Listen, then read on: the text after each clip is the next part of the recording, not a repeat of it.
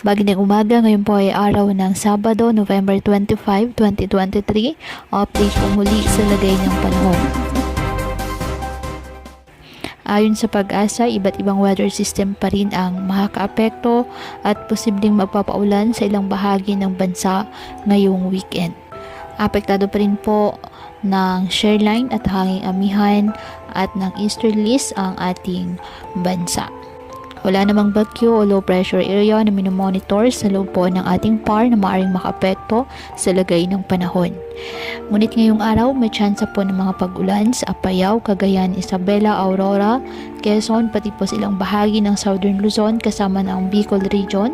Malalakas na mga pag-ulan sa ilang lugar katulad po sa Mindoro Provinces, pati po sa Cagayan Valley. Maaaring magtuloy-tuloy hanggang sa Linggo.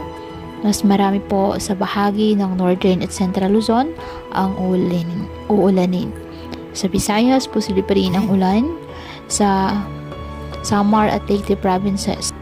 Asahan din po ang kalat-kalat na mga pag-ulan sa Western at Central Visayas.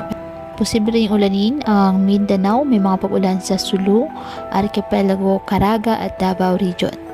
Kaya po patuloy po natin na pinag-iingat ang ating mga kababayan sa banta ng mga pagbaha at pagguho ng lupa at ugaliin po na magdala palagi ng payong o kahit anumang panangga sa ulan kapag lalabas ng ating mga tahanan. At yan po muna ang update sa lagay ng panahon ngayong araw.